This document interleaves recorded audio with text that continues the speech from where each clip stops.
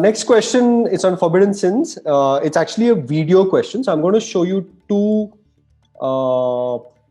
Indian films, one from the 1970s and one from the 1990s. Both of them in these musical sequences refer to the forbidden sin and Adam and Eve.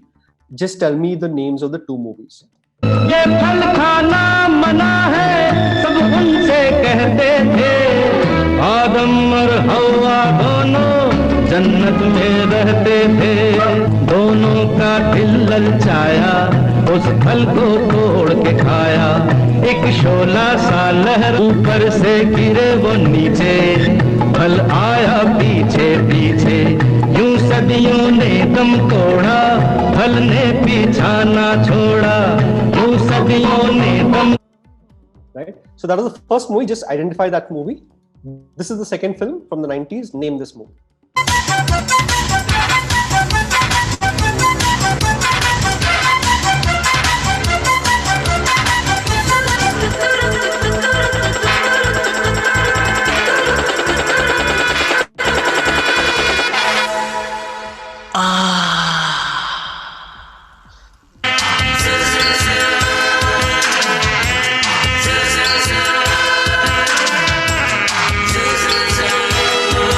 मुझे डसती चढ़ती न मस्ती जाने मन वरना क्या है मेरी हस्ती.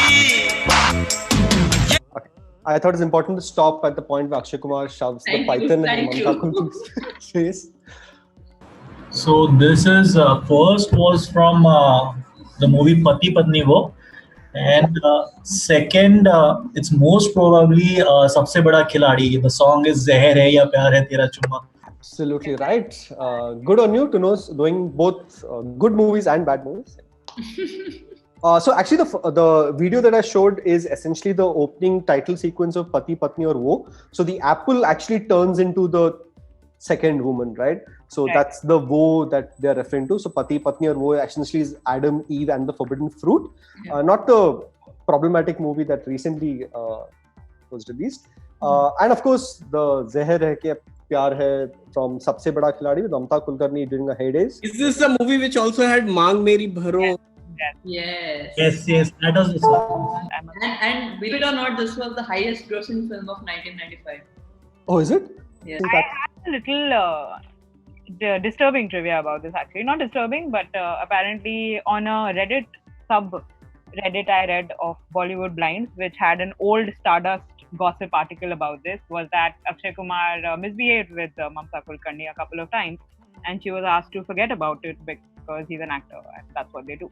But this is an old Stardust article. Nobody has come to claim anything. It's not. It could be conjecture, it could be a rumor, but it was never safe for women anywhere, basically. I really am the happiest host you will ever find coming up with positive stories. Since we're talking of work culture in Bollywood and women, Mamta Kulkarni also accused Anupam Kher of misbehaving with her sister, Megha, on on a film set, and she eventually walked out of that movie. And fun fact, this film had a theatrical release in Canada. Wow. Oh, wow. Wow. International appeal. Canada. Why not here?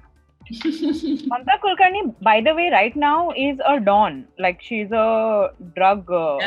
She had a non-killable warrant.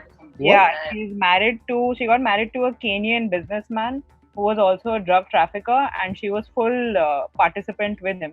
And is she on the run or has she been caught by the authorities? I'm not sure.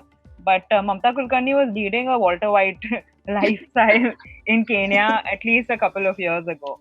And so from Bollywood actress to a gangster, I'm really into it. Sorry, Aditya Mattu is saying she's a sadhvi now. She's given up. She's a sadhvi? Oh yeah, of course, yes. So after the drugs, I think she became a sadhvi. So it's a journey. The Kenyan gangster featured in Sacred Games was inspired from the guy she's currently. Oh, wow. Wow. See? One life, so many stories. Amazing. Yeah. Okay, Anushka makes a pertinent point where she says that she'll probably become a politician next. Into it. Natural problem. Yeah. Sorry, just one clarification. Yeah, go ahead. I think this film was the 5th most grossing, but I had read it somewhere. So good that we have a clarification. DDLJ was the most grossing film of 1995. This was at number 5. Very surprising. I think Sabse Bada Khiladi should have been the highest grossing. DDLJ is such an indie film. Who watched it also anyway? Yes, please. Going a little away from Mamta Kulkarni, unfortunately. Oh, no. Yeah, apologies for that. Okay. So Sabse Bada Khiladi is produced by Keshu Ramsey of the Ramsey brothers fame. And the story of this is actually a repeat of one of their earliest hits called Do Gaz Zameen Ke Niche, in which husband is killed by the wife and an associate and a villainous associate, and he kind of resurrects. So in the Do Gaz Zameen Ke Niche, it happens in a slightly gorier fashion. Sabse Bada Khiladi is rather antiseptic. Yeah, so Sabse Bada Khiladi, actually I was watching it the other day, and don't ask me why. But it is actually adapted from a novel called Lallu or Lalu, which is written by Ved Prakash Sharma, who's a Hindi pulp fiction writer. And this was even credited in the opening credits, and that's how I know and I saw it. And then I went and did some research on Ved Prakash Sharma. So yeah, there you go. Trust Vivek to give some literature facts to Sabse Bada Khiladi to be great movies as well. I love that this is an adaptation of a book. Like, wow. Yeah, I was like shocked. I was like, wow. Okay, Mamta Kulkarni firstly was not married to a Kenyan guy. He was an Indian who went to Kenya later on. His name is Vicky Goswami. He was a drug lord there. And he kept on investing his illegal money into various businesses. Anyway, so Mamta Kulkarni was not into acting initially. And she had gone to a beauty salon. And while she was coming out, she bumped into Jaya Bachchan. And it was Jaya Bachchan who noticed her and asked her to get into acting. And that is how she apparently came into acting. Wow. And I would also like to add on something about the previous Mithunda conversation. I had raised my hand, but there were other people, so it could not get an opportunity. Mithunda was way ahead of his times. In those days, there was, he shifted to Ooty and started an entire industry there. He used to give filmmakers an entire package, come and stay. He used to put them up in his own hotel group called Monarch. He used to provide them with every facility there, and the films were made in a very tight budget, and even the flops used to make money. And Mithunda was famous for giving only one take, and there's a famous legendary story that once a director asked him to give a retake, and he said, "Kyun retake de dunga to pehle wale se better ho jayega kya?" And he just simply walked away. And for all his shenanigans, he's won 3 national awards as well, and at one point of time he had the record for the highest number of, not now, but at one time he had won 3 national awards.